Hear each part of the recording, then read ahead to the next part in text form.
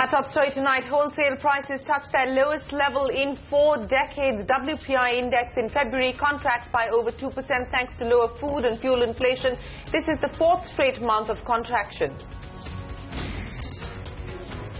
Unseasonal rainfall wreaks havoc on rabi crops across most parts of India. Onions, grapes, wheat and mustard crops across Maharashtra, Rajasthan and Madhya Pradesh see significant damage. The Maharashtra government promises a comprehensive package, while the Uttar Pradesh government announces 200 crore rupee relief plan.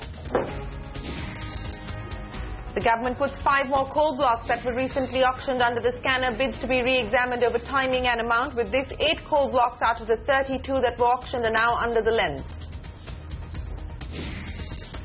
The Select Committee report on coal mines bill is ready, will be submitted tomorrow with dissent notes from the Congress and the TMC. Sources say the government is considering extending the session by a week to push ahead with its legislative agenda. Final call yet to be taken.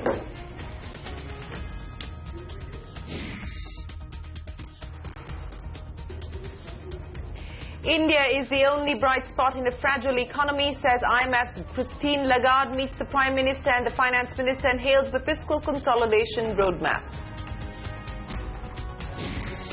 Global markets rally as the US Fed gears up for its 2-day meeting. Crude prices fall, WTI at its lowest level in 6 years. A transfer pricing setback for MNCs like LG, Sony, Reebok, Canon, among others. The Delhi High Court reverses a special bench verdict, rules that expenditure on advertising and promotion of international brands is taxable in India. Despite end-of-easy restructuring rules from April, only 7 cases reached the loan rejig cell in 2015 so far. The number of loans restructured this fiscal also dropped by a whopping 68%. That's an exclusive.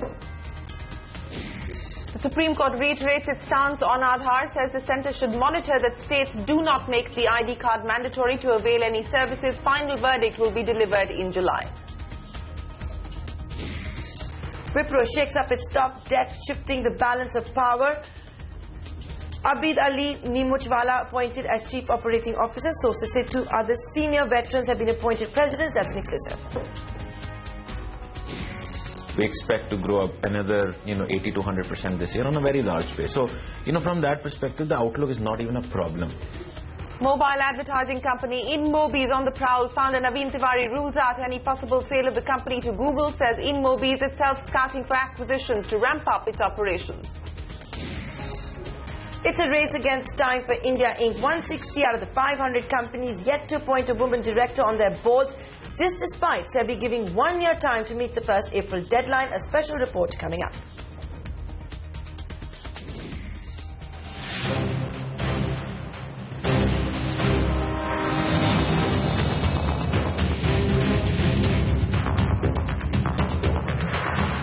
Budget पे बहुत ज़्यादा फर्क पड़ेगा।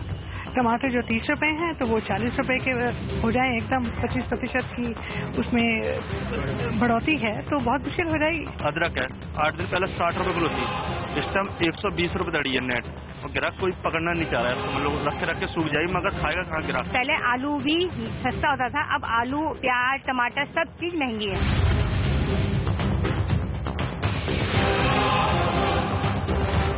जो भी सब्जी हैं उनके किसी के दूने रेट हो रहे हैं, किसी के दौड़े रेट हो रहे हैं, तो बोझ तो पड़ना ही पड़ना है जी।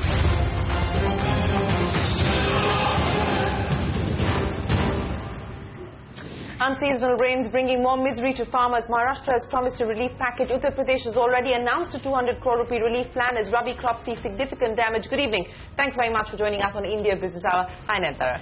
Good evening, Shireen. We can only hope that the government actually swings into action and comes to the rescue of all of those farmers and states. Absolutely. Let's kick things off with the day's trading action. We'll get you more on the situation with the crop damage in just a bit.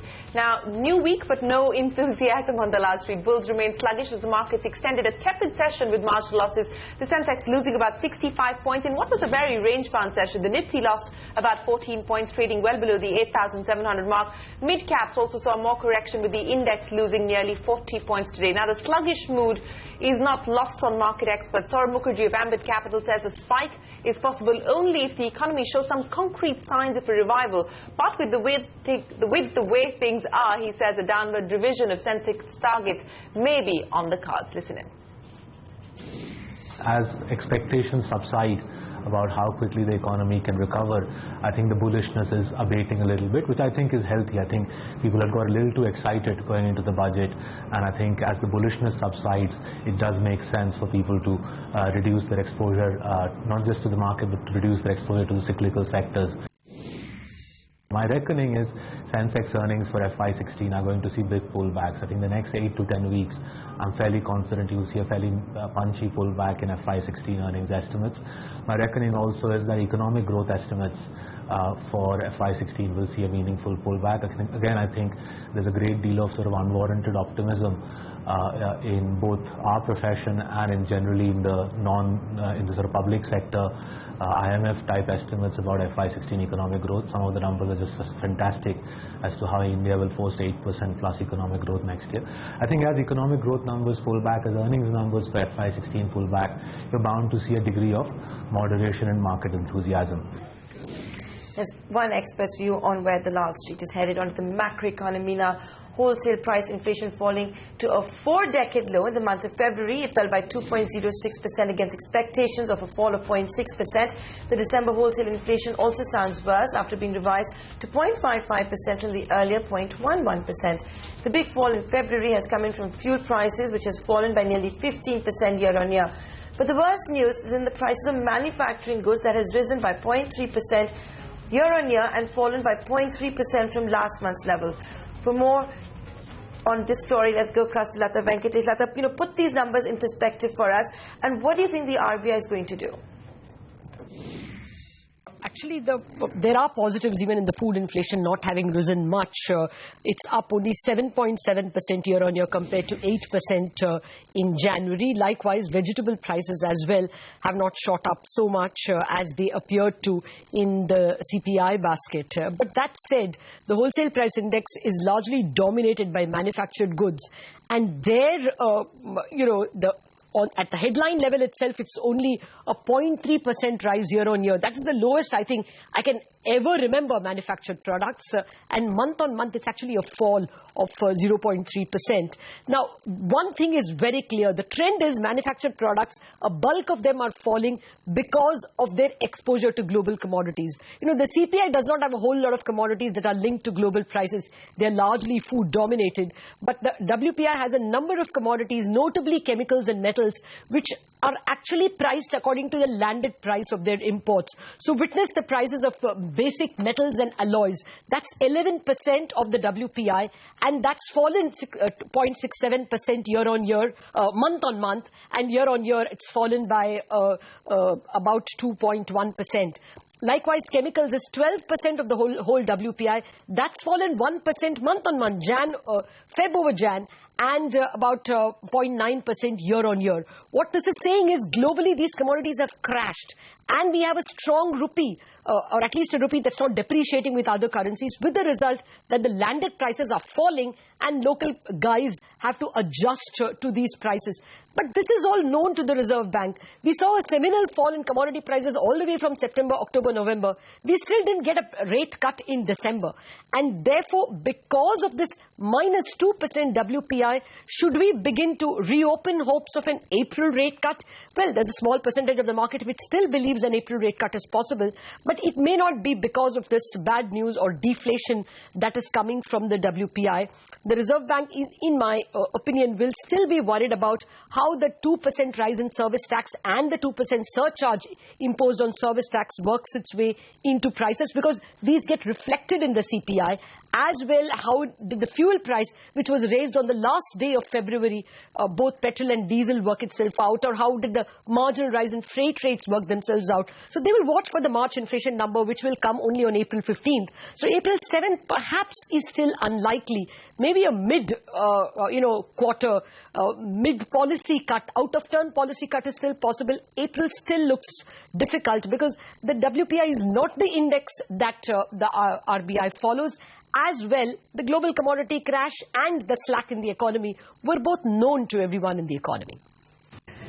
Well, it is a dilemma, but we've seen the Reserve Bank Governor surprise the street. Maybe April could be another such occasion. But the unseasonal rainfall is wreaking havoc on farmers across large parts of the country. The UP government has announced a 200 crore rupee relief package just today, while the governments of Maharashtra and Rajasthan are assessing the crop damage. Consumers might have to brace themselves for higher vegetable prices as well. Let's take a look.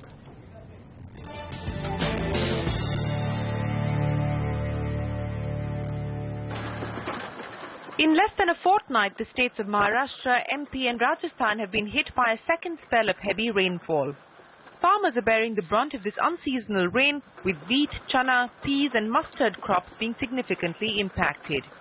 In Rajasthan, 20 districts have been severely hit, while the grape belt in Nashik in Maharashtra has seen severe damage. Waterlogging has hurt the onion crop and the already harvested crop. According to experts, the rainfall in North India has resulted in the wheat crop being hit by 5 to 15%.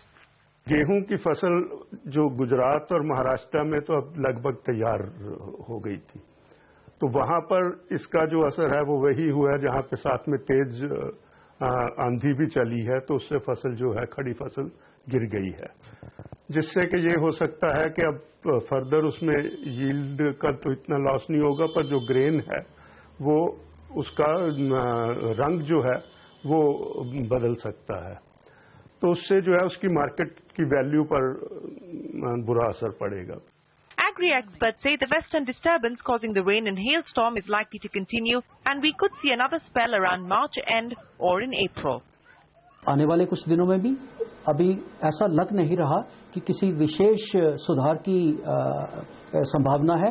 हालांकि कुछ दिनों में, इस सप्ताह के बाकी कुछ दिनों में ऐसा है कि मौसम में सुधार होगा, लेकिन एक बार फिर से जैसे जैसे इस महीने के अंत में और शायद इवन अप्रैल के महीनों में भी एक बार आपको फिर से वर्षा का प्रकोप देखने को मिलेगा.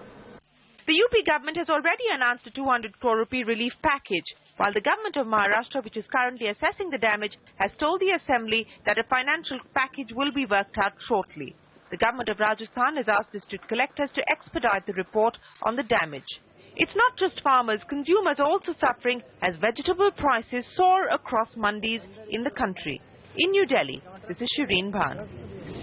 Well, tough times there. Now, India is the only bright spot in a fragile global economy. That's the word coming in from the IMF chief, Christine Lagarde, who is on her visit to India. Lagarde met with the Prime Minister and then the Finance Minister. Speaking to the media, she's given the centre's fiscal consolidation roadmap a thumbs up. The Finance Minister discussed issues relating to the IMF's quota reforms as well. Jaitley has sought an early implementation of the quota, which relates to voting powers of members of the IMF's board. Remember, there's nothing Christine Lagarde can do about that. It does depend on what the US administration is willing to do. And at this point in time, the US administration is unwilling to move on the quota reforms. But let's listen into Christine Lagarde speaking with the media shortly after her meeting with the Finance Minister. India is the bright spot of the global economy, that there is what I call a seize the moment time for the Indian economy. There is clearly renewed confidence from the rest of the world, which is looking at India with envy for some, because it is of all the large economies the one that is growing the fastest, and we forecast that growth to be solid and to continue going forward.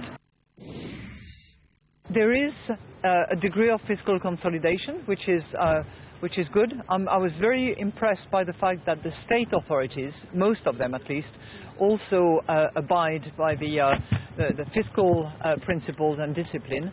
But I think that it should be anchored in the medium term in order to give the macroeconomic stability framework to the country, in order to continue to encourage investors and for India to remain this bright spot of the global economy.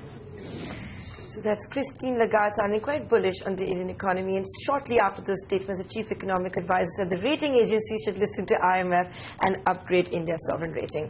Here's the other big story of the evening. Even as the government revels in the success of the first ever coal auctions, uncertainty continues to mount for companies that want the coal mines. First bids for 3 mines have come under the scanner, and now CNBC TV 18 exclusively learns bids for another 5 mines could be re-examined. Anshu Sharma joining us with the exclusive story. Anshu, Piyush Goyal, as recently as Friday, the coal minister had said an interministerial panel was going to decide the fate of the first 3 coal mines. Now another 5 could be re-examined. Who had won these coal mines? Government auctioned about 13 coal blocks in second phase, and today the government was supposed to sign agreements with the successful bidders, but we understand that the government has asked the nominated authority to re-examine the bid amount and timing for the 5 successful coal bidders, which includes Jindal Power, Hindalco, JP Cements, Tirumala Industries and Usha Martin. Remember, the government has examined 3 particular coal blocks which was auctioned in the first phase, which also included Jindal Power, BS Ispat and Balco, and is yet to come out with a final decision on it. As reported by CNBC TV 18, we had reported that the government is looking at re-auctioning these coal blocks which were sent for re-examination, as it believes that it is under the purview of the government to re-auction if it feels that a higher valuation of these coal blocks are not achieved. But we are yet to see what happens to these 5 coal mines, as it will have to be re-examined by the nominated authority as well as interministerial group. Back to you. All right, Anshu, appreciate you joining us with those details. The cloud of uncertainty continues now. 8 blocks under the government's review. The select panel report on the coal mining bill is ready. Quick work there. Sources say the report will be submitted tomorrow with dissent notes from the Congress and the TMC. The Centre is also looking to extend the budget session by a week to push ahead with its legislative agenda, but a final decision has not been taken just yet. Ritu Parabhuyan, who's been tracking all the action in Parliament, joins us now. Ritu, let's talk about the coal report first. It's been completed in no time.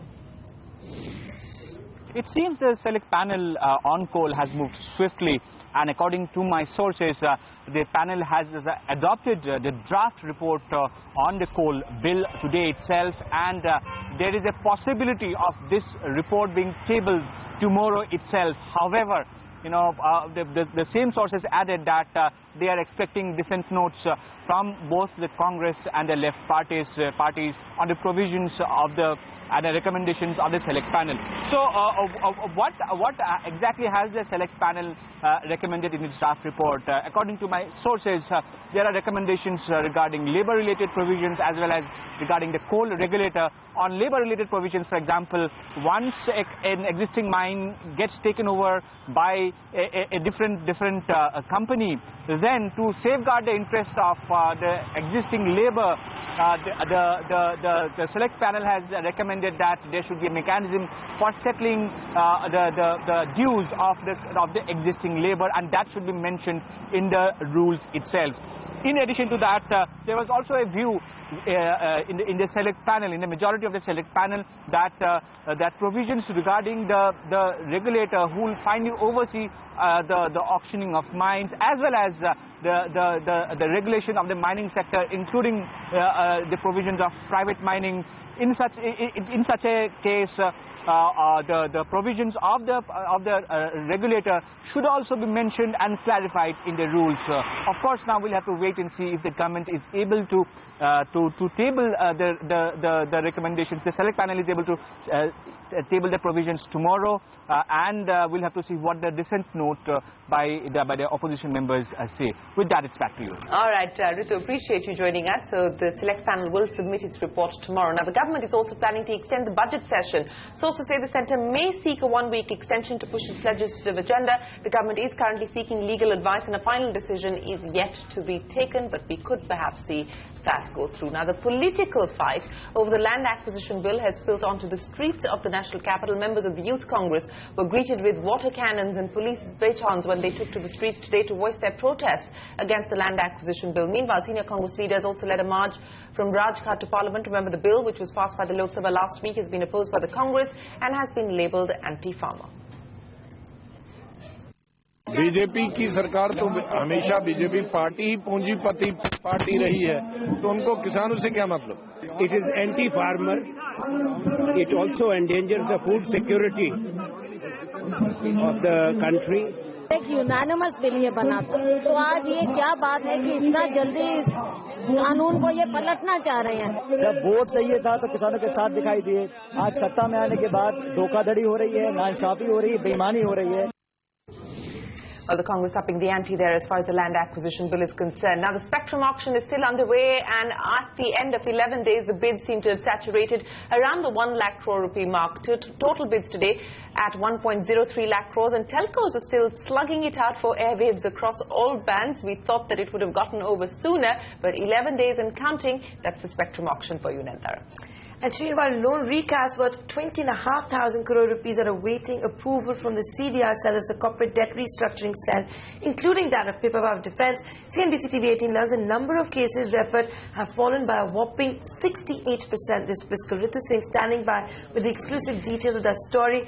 Ritu, you know, the fact is we have not really been seeing the NPAs improve on these balance sheets, even though you're seeing a staggering 68% fall in these such cases. And that is worrying, Nayantara. In fact, you're right, the NPAs have only risen to about 2 lakh crore rupees as of now. But this loan recast, as far as those are concerned, they've been dipping sharply. And contrary to the expectations that before the regulatory forbearance window closes on the 31st of March, bankers will rush to restructure loans to take advantage of that window of opportunity. That has not been happening. In fact, in the March quarter, only 7 referrals were made to the CDR cell, which takes the total number for the entire fiscal up to about 32. Now, this compares with 101 cases referred last year.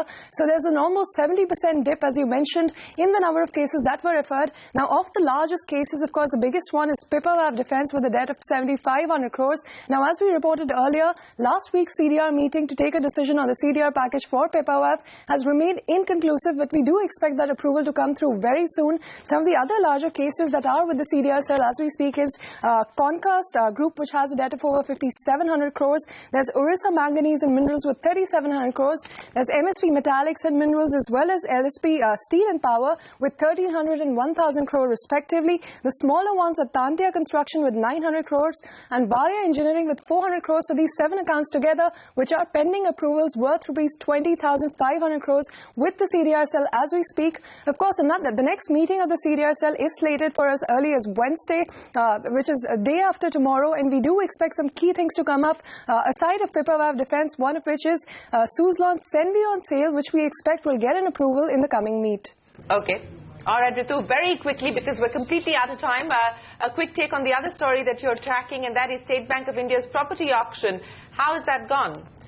Shireen, it was a damn squib from the where the State Bank of India was looking to raise as much as 1,200 crores through the sale of this e-auction that it had put on the block. It had advertised for it. It was looking to raise 1,200 through the sale of 342 properties, but it only managed to sell about 124 of these, and it has only made 90 crores. Now, this, remember, is 1/10 of the figure that the bank was looking to raise. Of course, they say it's an ongoing process, so they will complete the entire sale in due course of time. Most of the sale happened in residential, although they do have industrial plots as well as factories. So we'll have to wait and watch for that. But the bank also, in fact, adds that it will set up its own online portal to sell these properties going forward. Maybe they should consider Snapdeal. All right, so thanks very much for joining us with those details. Over to you, Nandara. Shireen, the government's plans to scale up the direct benefit transfer scheme received a jolt yet again. Today, the Supreme Court asked the Centre to ensure no state governments are making Aadhaar cards mandatory for availing services or subsidies. This is a reiteration of its earlier stance. Ashwat Kumar, who is in court, now joins us with all of these details. Ashwat, you know, some tough words and a stern warning coming in from the court. Where does this leave the government and its plans for DBT? So indeed, the government, the Supreme Court rather, serving the government with an ultimatum of sorts. Now, mind you, just to shed some light, the Supreme Court had passed the order making Aadhaar cards non-mandatory back in September of 2013. Subsequently, in March of last year, the Supreme Court again had reiterated itself, and today we found the Supreme Court crystallizing that position further, that the Aadhaar cards cannot be made mandatory. And the reason that this crystallization becomes significant is because there were reports of states such as Delhi, states such as Uttar Pradesh, that for some select services had made the Aadhaar card mandatory for availing of government services. Now, the Supreme Court came out very sternly. The Supreme Court observed that it will take to task those states and those governments that are found wanting with respect to compliance with the Supreme Court order. And towards that end, the government has been given some very, very clear directions that come July, that's the date of the next hearing, come July, the government will have to make sure that the government as well as its agencies as well as the state governments are on board. The government on its part, however, has also clarified that it will write to the chief secretaries of various states to ensure further compliance with the Supreme Court order. But nonetheless, that's the sense that we're getting right now. Non-mandatory, that's the version that the Supreme Court has given as far as Aadhaar cards are concerned. We'll of course see more arguments and more clarity on this when this matter gets taken up for further hearing in the month of July. Back to you. All right, Ashmit, appreciate you joining us there with the latest there as far as the Aadhaar card goes. Now, the balance of power at Wipro may be changing. Wipro has created a new COO position and appointed former TCS BPO head Abid Ali Nimuchwala as the Chief Operating Officer. But that's not it. We also learned that two senior veterans have been appointed presidents of their respective businesses, and they will now report to the new COO. Kritika joins us with the details. Kritika, is this rejigging or reshuffling just the beginning? Well, absolutely, there is a restructuring underway at Wipro. Now, what my sources say is that after the Chief Operating Officer was newly appointed, there are likely to be multiple promotions. So, within today itself, and Wipro has confirmed this development to us, we've seen the first appointment being G.K. Prasanna. He is currently the Global Infrastructure Services Head. He has been promoted to the role of President, effective from April. The second is Bhanumurthy B.M. He takes care of the Application Services and Strategic Alliances role. He's also been promoted to the President. Now, the basic motive is that these presidents will now report to the Chief Operating Officer, who is the newly appointed COO. My sources say that we could actually see about 4 to 5 more similar promotions at Wipro in the next couple of days. The basic aim is to create a layer of presidents that report to the Chief Operating Officer, who indirectly reports to the CEO of the company, that is TK Korean. This will not only ensure the balance of power, it will ensure the balance of responsibility between the CEO, the Chief Operating Officer, as well as the individual presidents, and streamline the kind of responsibility and growth structure that they're looking at. So this is possibly one of the larger management rejigs that could be underway at Wipro. All right, Kritika, many thanks for joining us, taking us through the changes there at Wipro. On that note, it's time for us to wrap up this edition of India Business Hour. Will the markets return with some vigor tomorrow morning, backed by what we're seeing in the global markets? Remember, the global markets doing very well, awaiting the decision from the FOMC. But from all of us here, goodbye. Many thanks for watching.